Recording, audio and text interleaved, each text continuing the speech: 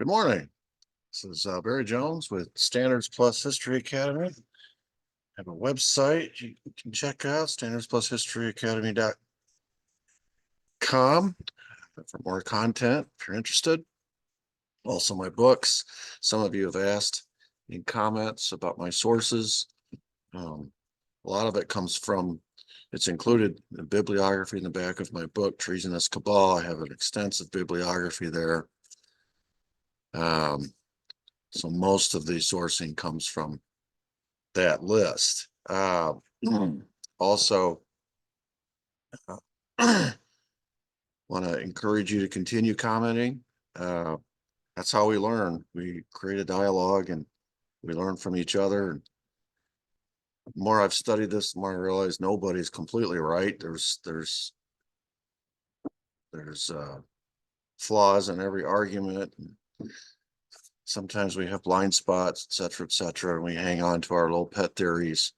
That's not the point of this. The point of this is to create a dialogue, and some of you have brought up things that I'm going to address in future episodes. I'm trying very hard to keep things very methodical and working along a chronological timeline. And so, like for example, the Oswald doubles. We're going to be talking extensively about that in a future episode. It's just not the place or time yet to get to that. So we'll get to everything, the conspirators themselves and all that kind of stuff. We'll get to that. We're just building. It's a very painstaking process. I'm trying to keep it simple. So today, of course, we always start with a question. Today's question is, who sheep dipped? Yesterday, or episode 18, we discussed sheep dipping and what it is. And of course, we learned that it's the process by which intelligence agencies give somebody an alternative identity, and for different reasons. Sometimes it's to set them up to take the fall. Sometimes it's to clear the way for them to go do a mission. Oswald so far has experienced the latter and is experiencing currently the former. He was set up, he was cleared to get to Russia. That was part of the sheep dipping that took place with him in the military, starting in El Toro. And now he's being sheep dipped another way, and we're going to start that discussion today. And that is to be prepared to be the patsy that he claimed to be. So I want to answer, if you study Oswald long enough, it becomes really evident that pivotal people come into his life at pivotal times. I mean, he didn't live very long, 24 years old. So you're talking about a short life, but one of the most pivotal people to come into his life in his teenage years was David Ferrie. And David Ferrie will pop in and out of his life over and over and over again. Obviously, he's the guy that steered him into military intelligence to begin with. Oswald goes off to the military and gets steeped in that military intelligence for the next 3 years, goes off to Russia on his mission. And in between there, right during his discharge, he makes a detour before he heads off to the boat to go to Russia to see, guess who? David Ferrie again in New Orleans. Anyway, then he does his mission. He comes back and he reappears in Dallas, Fort Worth under the guidance of a man named George Demohrenschildt. He's steered around by George Demohrenschildt, who admits later to being his handler. And then when he goes to New Orleans, guess what? And this is what we're going to discuss today. He gets under the tutelage again of David Ferrie and somebody else named Guy Banister. This building pictured down below is headquarters for Guy Banister's private eye industry company. Also, it's where he's running Operation Mongoose for the CIA out of this building in New Orleans. And David Ferrie's helping him. Oswald is immersed neck deep in that in the summer of '63. When he goes back to Dallas for his last mission, George Demohrenschildt hands him off to Ruth Payne.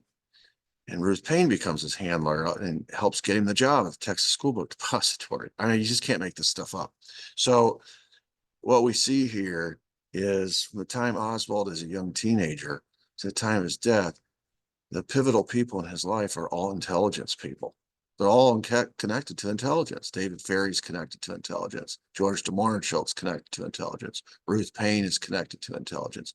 Guy Banister is connected to intelligence. The guy doesn't have an independent bone in his body. He's always acting under the direction of somebody who's been placed there to handle him. So upper left-hand corner picture here is a picture of Oswald handing out leaflets. And you can see written on that leaflet is hands off Cuba. This is as part of the function that he was running a chapter of the Fair Play for Cuba committee out of the front of this building. I'll explain more about this building here in a minute, but the front door there, right there, located right there on the corner, opened into an office that he called, or he started the Fair Play for Cuba committee out of. Guy Banister's office is around the corner, same building, the side door. Same building, two different purposes. And then the picture down below is Dr. Mary Sherman, who is part of this Medical Manhattan Project. She is, the whole idea behind the Medical Manhattan Project, as far as she understood, was they were creating a bioweapon to kill Castro. She was patriotic, and so she was anti-Castro. Guy Banister out of that building was anti-Castro. David Ferrie out of that building was anti-Castro. Lee Harvey Oswald is the only one that's playing it both ways in this whole scenario. Upper left hand, he is decidedly pro-Castro and handing out these leaflets, but then he spends all his time with David Ferrie and Guy Banister and Dr. Mary Sherman, who are all anti-Castro. So clearly he's playing both sides. And of course, he's not doing this on his own. This summer of '63, he's being ordered around. And of course, the entire time he's leaving a trail, very incriminating trail. And somewhere, someone is compiling all this information to release in a cover story at the appropriate time. So let's talk about who sheep-dipped Oswald in New Orleans. We've already established the fact that there were pivotal people in his life at pivotal times. The summer of '63 is a pivotal time. Here is a blow up of that building. If you look at that arrow down square in the middle, the bottom, that is the entryway to 544 Camp Street, which is Oswald's Fair Play for Cuba Committee headquarters. We know this because I'm going to show you a flyer here in a minute that has this address on it with his name on it, and that address is listed as FPCC headquarters. Oswald compiled that ad and had it printed. Now, if you look at the arrow on the bottom right, you'll see there's a side door there, and that's the entry to 531 Lafayette Street, which is headquarters for the Cuban Revolutionary Committee, Revolutionary Council, and Operation Mongoose headquarters. This is Guy Banister and David Ferrie's domicile, basically. This is where they're operating Operation Mongoose out of.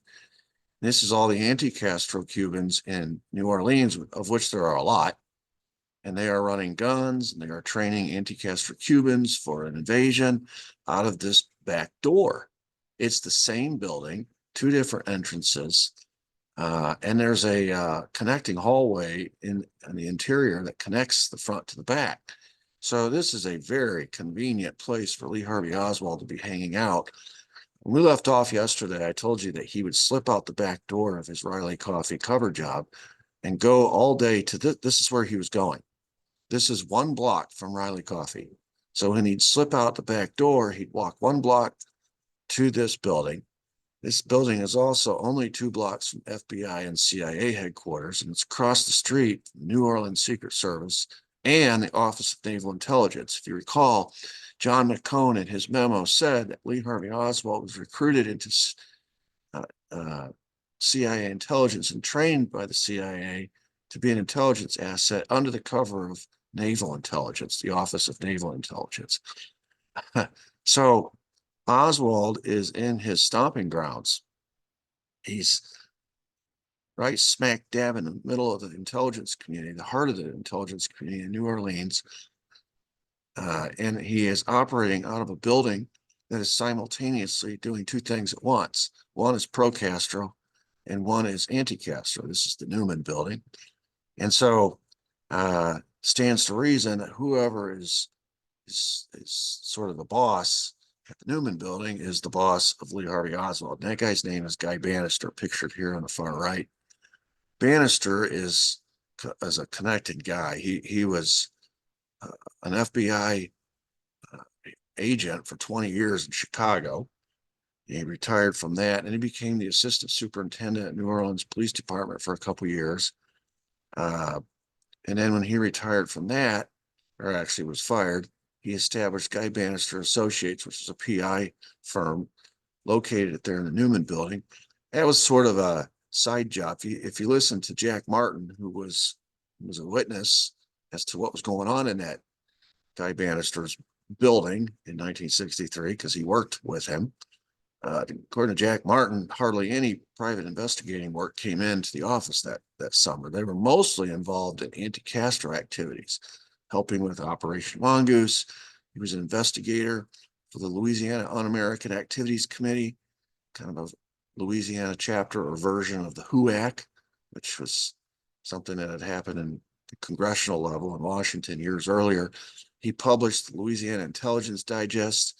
He was a member of the John Birch Society. This guy was a flaming conservative, ultra-right conservative. He hated Castro. He wanted rid of Castro.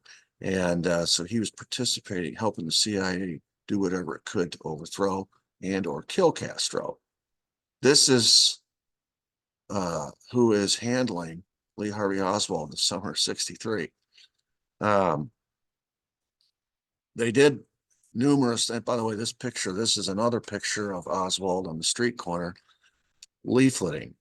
And according to witnesses who helped him leaflet, they were actually unemployed men. And he would go down to the unemployment office and pick them up and pay him cash money to come stand with him.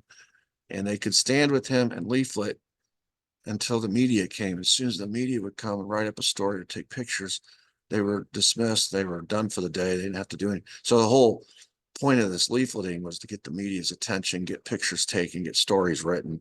As soon as you had accomplished that, you were done for the day. If I had time, I would go off on a little tangent here about a story presidential candidate Donald Trump in 2016 told about this little scenario at Oswald and these obviously Latin-looking people who are passing out these posters. But I don't have time, and that's a tangent, so I won't get into that. But anyway, Banister and Ferrie were sort of partnering up, working together on Carlos Marcello's deportation case. Bobby Kennedy is on a jihad to deport Carlos Marcello. He's already deported him once. David Ferrie went down to Guatemala, picked him up with his plane, flew him back into the country.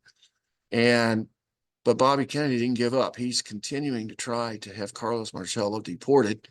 And Marcello obviously is fighting this through legal means.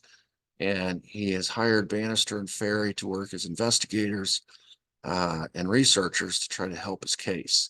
So that's one thing they're doing. So they're working for a crime boss in New Orleans, which pretty much everybody in New Orleans in some manner, shape, or form in the '60s worked for Carlos Marcello. They're also working together on Operation Mongoose.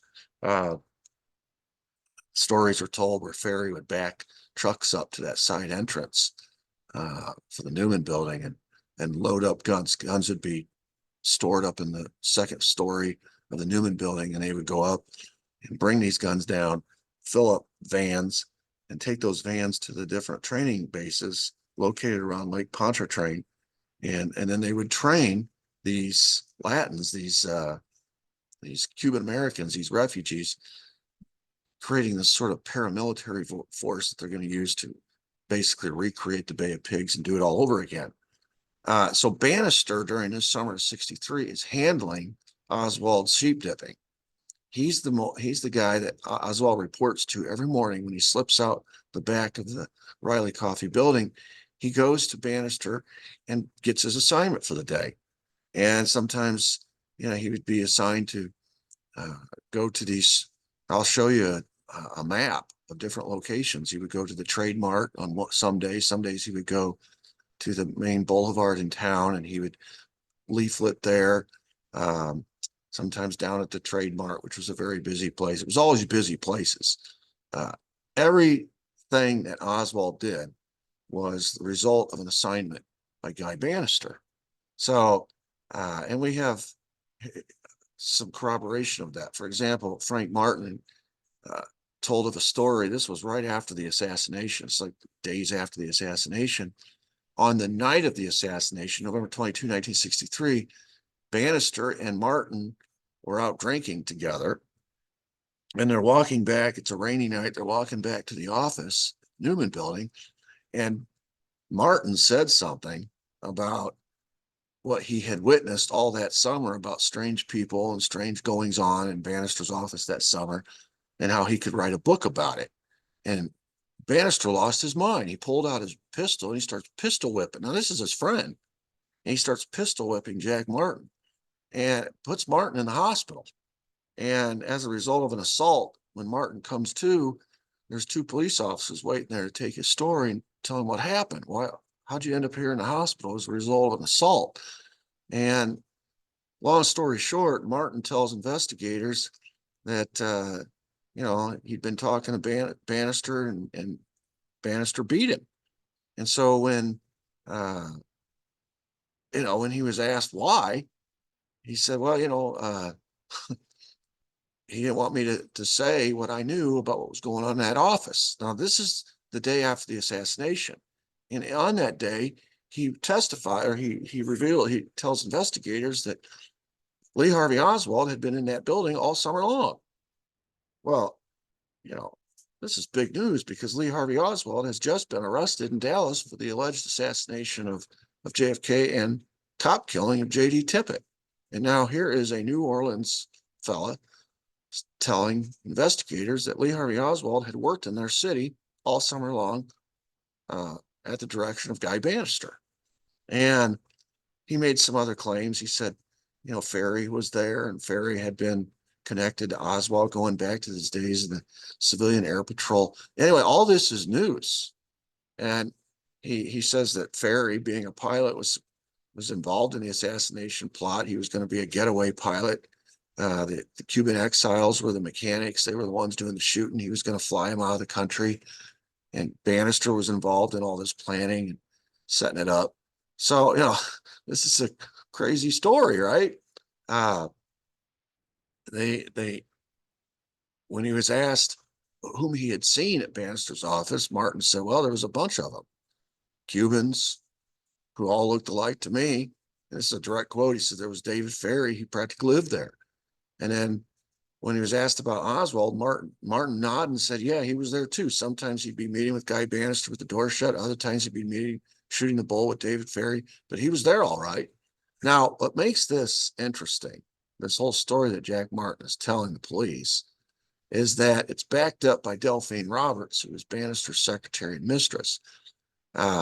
Roberts later told Anthony Summers, who was working on a book, that Oswald spent the whole summer of '63 working for Banister. She said that she was a mistress of Guy Banister. So she sort of served two purposes in that office, right? She was a secretary, but more or less she was his mistress.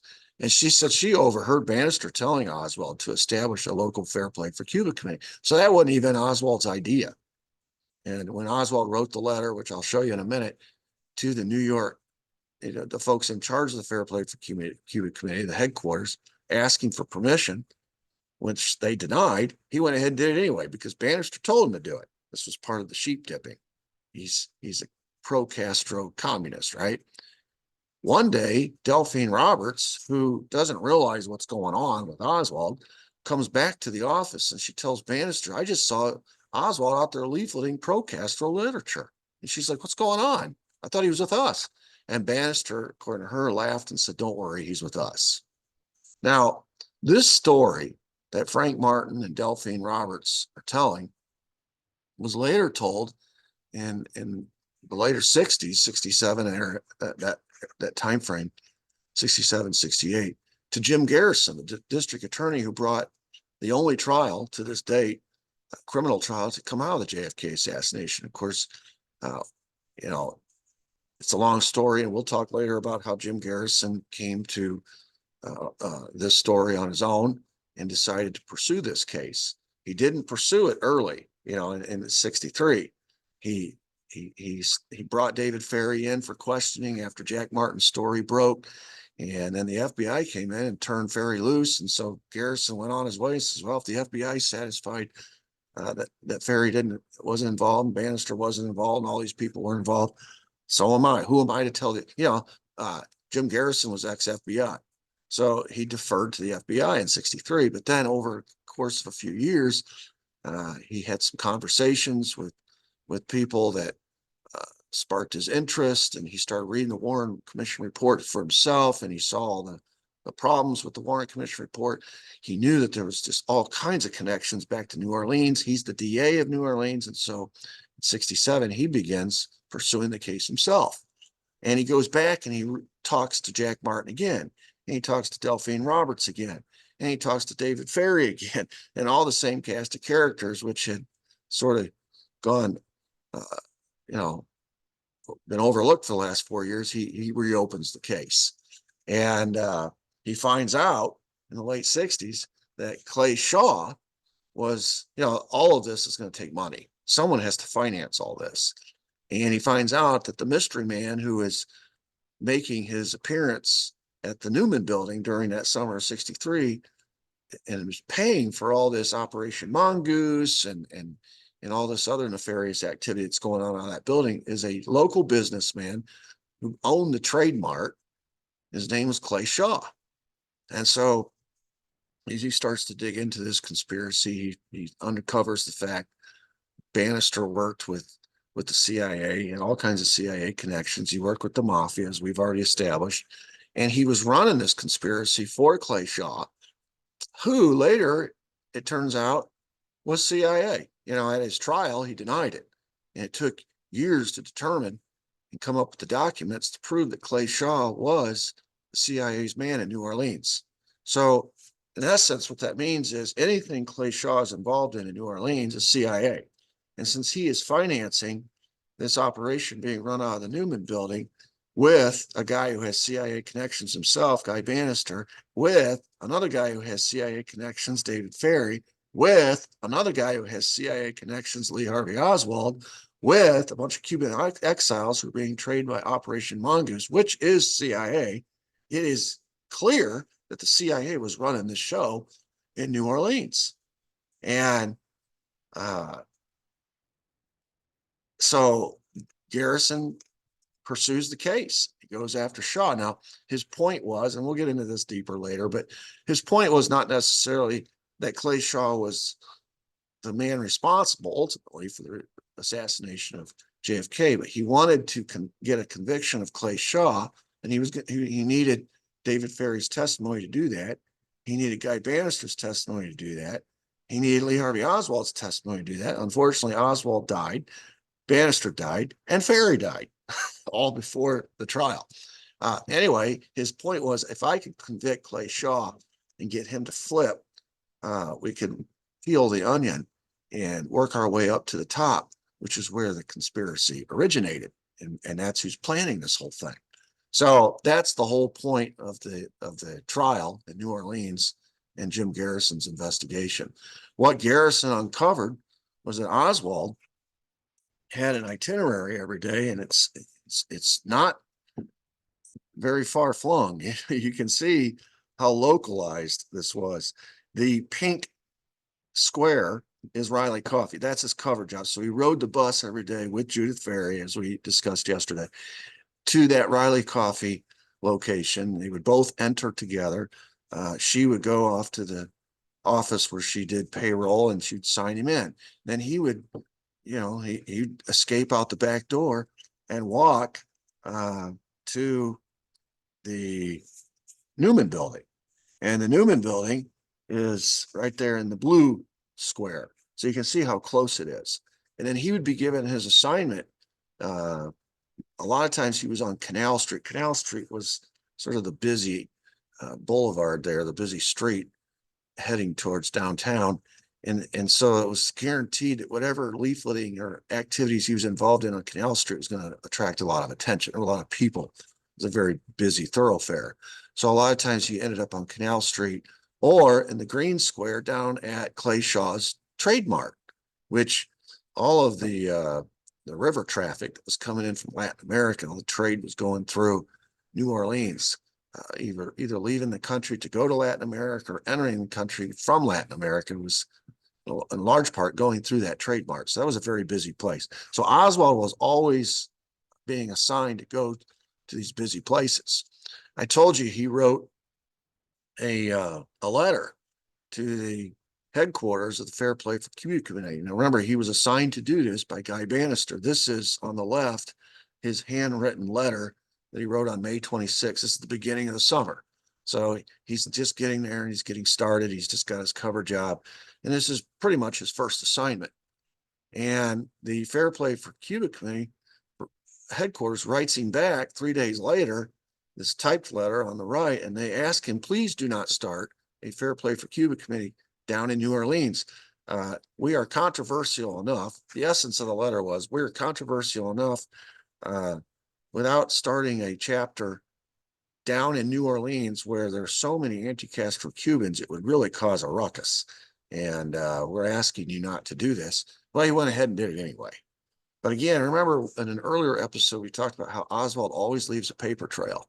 So if he planned to do this anyway, with or without their permission, he really didn't need to write this letter to begin with, leaving a trail of him as a Fair Play for Cuba Committee guy, a pro-Castro guy. But he did, because he was told to do this, because obviously the paper trail is the point, right?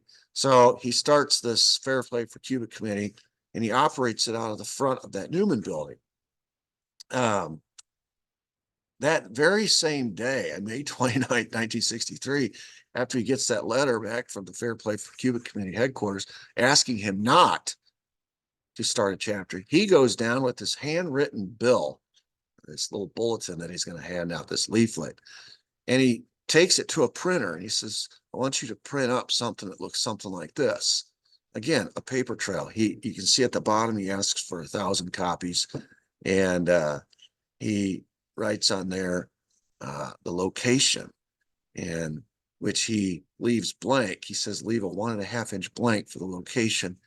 And when he gets the posters back, he takes a stamp that Guy Banister has, and he stamps his name and the address of the now look at these two posters on the left, the ones in the middle, the ones on the left. On one, he stamps his name, Lee Harvey Oswald, with an address, and on the other one, he stamps his alias, Alex Heidel, with a P.O. box. And he takes those leaflets out to the street corner, or to Canal Street, or to Trademark. He begins passing them out, and again, leaving a paper trail. The same guy is passing out these two different leaflets with two different names, but it's connecting him to Heidel and Heidel to Oswald. And there's leaflets everywhere. I mean, some people are just throwing them on the ground, but he's passing out. He's got 1,000 of these. He's just passing out. He's got them taped up on the window of the Newman building. So anyone who wants to take a look can see that, one day he's Oswald, the next day he's Heidel. It turns out it's the same guy.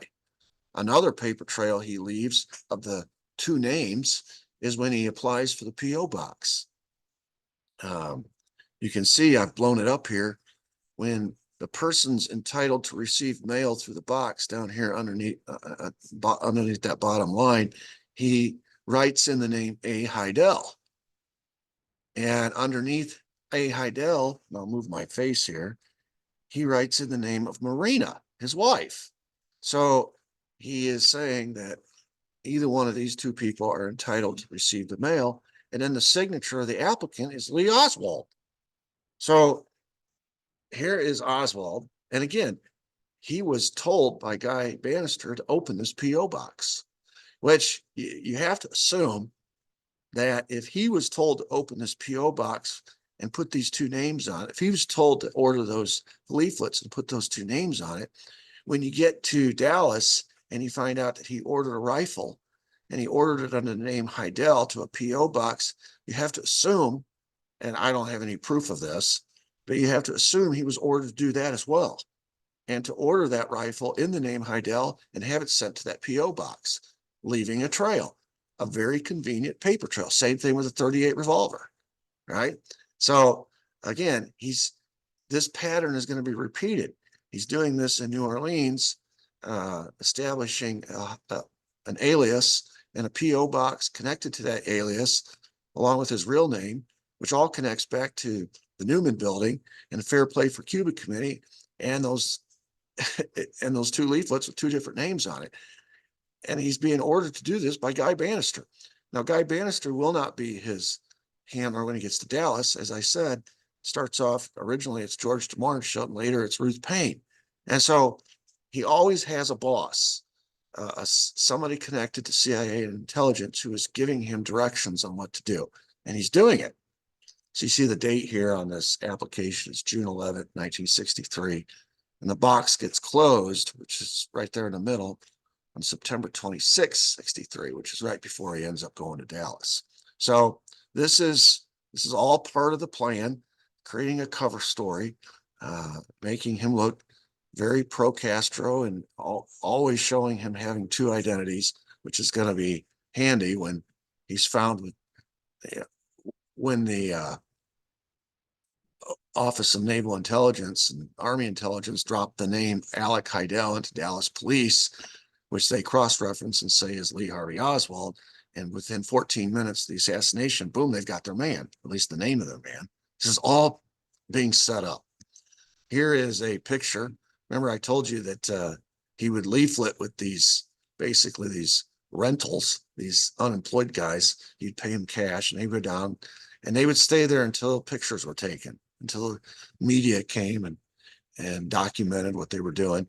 So here's Oswald full of smiles, and this is one of the actual leaflets. You can say it's a bright yellow. It's got his name on it. This is June 16th. So this was in a newspaper story on June 16th, 5 days after he opened his P.O. box. And he's leafleting with somebody named Raphael Angel Cruz. Now, this is a name you're going to want to remember, Angel Cruz. Angel is going to appear later in Dallas, allegedly with Oswald at Sylvia Odio's doorstep. He's going to identify himself as Angel. So this Angel guy is going to be with Oswald more than on just this one occasion. And Angel is going to turn out to be, this whole Odio thing that we'll talk about when we get to Dallas turns out to be an arranged, kind of a concocted thing. It was a ruse, and Angel was involved in it. He was part of it. So it makes you wonder about Angel and what his role in all this is. But anyway, that's neither here nor there. That's just another documented time where Oswald is doing his dual, kind of fulfilling his dual roles there. He's leafleting. So, as I mentioned, his leafleting was always planned for very public places. And in some of these occasions, he ends up being an agent provocateur, where it causes problems, just like the Fair Play for Cuba Committee headquarters said it would. They said, well, if you go down into New Orleans, the heart of the anti-Castro community in America, that in Miami, and you start passing out pro-Castro literature, it's going to cause problems. Somebody on the street corner is not going to be happy with what you're doing. Well, that was the point. As you'll see in the next episode, episode 20, we'll talk about the agent provocateur part of Lee Harvey Oswald. I already mentioned the story about him visiting the local employment office to hire men to help with his leafleting. Charles Steele was one of these unemployed men. He said, Oswald paid me and the others $2 an hour to hand out the pamphlets with him. He told us that we had to do this until the news photographers left. So there's some corroboration of that. So what we've seen this morning quickly is that Oswald does not act on his own. Starting when he was a teenager, when he got under the influence of David Ferrie, which then transitioned into the influence of the intelligence, military intelligence when he got into the military. back with David Ferrie briefly before he went to Russia, and then back with George Demohrenschildt, which we'll talk a lot more about George Demohrenschildt when he goes to Dallas, Fort Worth. Then when he gets reactivated in New Orleans and moves to New Orleans, it becomes Guy Banister and David Ferrie all over again. And then in the fall, when he goes back to Dallas, it becomes Ruth Payne. All of these people are connected to intelligence. All of these people have sway or influence with Oswald, and they are giving him directions. They're giving him orders, and everything he is doing is following their orders, doing what they tell him to do. And so all of his behavior, none of this behavior is on his own volition. It's all contrived. And this is what sheep dipping is. They are having him participate in activities that will later be used against him. Remember, I said sheep dipping usually has two purposes. One purpose is to clear the way, clear the decks, so that he can be inserted into a mission. That happened to him before he went to Russia. And now the second purpose is to set him up to be the patsy. And that is what is currently going on. He is being sheep dipped as a pro-Castro communist.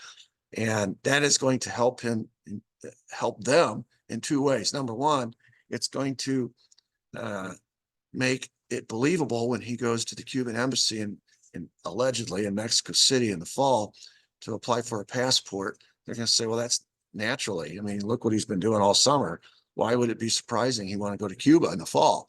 He's trying to go to the place, he's a pro-Castro guy. He wants to go live in Cuba with Castro. Or it helps them because it makes it look like he's trying to escape after plotting an assassination, and he's trying to find a landing ground or a place to go after the assassination to escape to.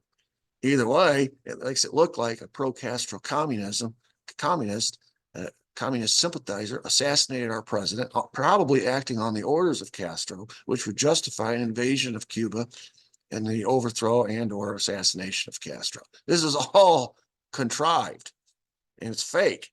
It's literally fake. It's part of a cover story that's going to be dumped on the American people. So tomorrow, or the next episode, episode 20, we'll get into the agent provocateur, which is to attract even more attention. It's not good enough just to go down and leaflet. It's not good enough just to pass out leaflets with your name and your alias's name on it. You need more attention. And so the ante will be upped in the next episode.